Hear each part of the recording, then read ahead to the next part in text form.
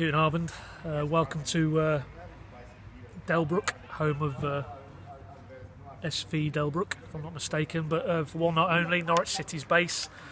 Game 2 of their German tour. Sadly, their first defeat of pre-season. 2-1 defeat going down to FC Union Berlin, Bundesliga 2 opponents.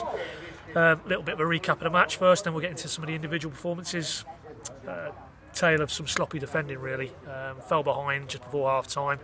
Really simple ball out of defence from Berlin. Godfrey seemed to leave it for Remy Matthews. Remy Matthews left it for Ben Godfrey, unfortunately. Kenny Prince Redondo, very exotic name there, nipped in just behind me actually, from about 12 yards out, nipped in and glanced the header over Remy Matthews, who was basically stranded.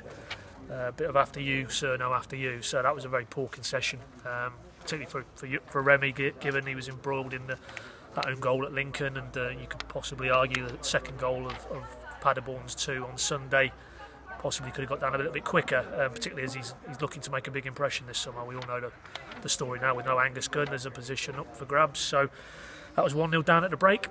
But a bit like Sunday, Norwich regrouped, and really important goal maybe in the context of the season. Jordan Rhodes opened his account again this end of the ground, literally about 7 yards out, looping header unmarked, but it was good movement.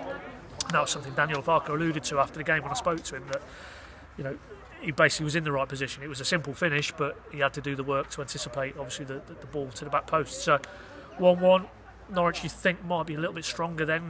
They threw on 3 or 4 subs, but unfortunately, repeated the first half, very poor goal. Ball crossed in from the left-hand side. Tim Closer didn't quite get his body position right, and a glancing header has gone behind him.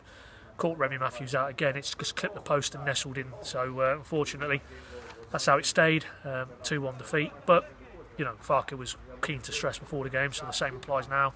It isn't really about results at this stage of the season, and with that in mind, he was very happy with Rhodes. Stressed it's important, a bit like Pookie the other day. New strikers come into the club, get off the mark. It's good for the self-confidence. He's also quite happy with the midfield mix as well. You saw again Louis Thompson anchoring the base of the midfield, which is in the context of Alex Tete being out now, possibly, certainly for the opening day trip to Birmingham in the Championship with chickenpox. There possibly is a vacancy there. So, Louis Thompson isn't doing anything other than advancing his cause, I think, in Farke's eyes. The head coach was probably give a clue or two away in the fact that he didn't tonight, as opposed to most of the other pre-season friendlies, change it up until around about I think it was beyond the hour mark before he made a substitution. And he did confirm when I put it to him that, he's now getting to the point where he's just distilling in his mind potential combinations. I mean, we saw it again tonight, Pookie partnering Rhodes. You wouldn't be at all surprised if those two are leading the line at St Andrews on the opening weekend. And maybe, as I say, Thompson, to reiterate the point, he's really pushing his claims. So, all in all, he was disappointed with the goals, Daniel, as you would be.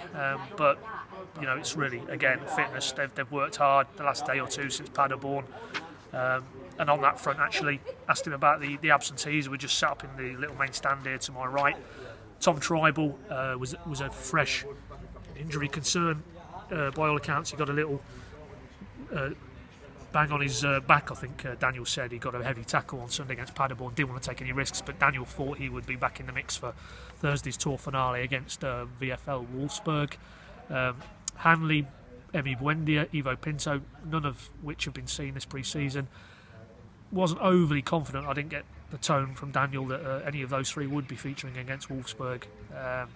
Again, they're doing plenty of fitness work. They're now back on the training pitches, which is a positive sign, but I don't think there's a willingness to push them too quickly too soon. So it sounded from Daniel's tone after the game tonight, I don't think we'll see them against Wolfsburg, but we wouldn't say never say never. And Jamal Lewis was the final one.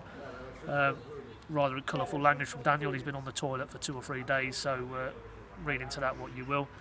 Safe to say he's had a bit of a stomach bug, and again, they'll see how he responds to training the next day or two. It might well be that Luton is a better game to aim in for next week rather than Wolfsburg. So, all in all, it's moving on now to Wolfsburg Thursday. There'll be a rest day, I believe, tomorrow at their training base, and then they'll gear up for Wolfsburg. sure, we can't go without a little footnote to the 23s, who earlier today had an unbelievable result. Beat Borussia Dortmund's under 23s 6-0. Adam Ida 4 goals. Anthony Spirou 2 goals.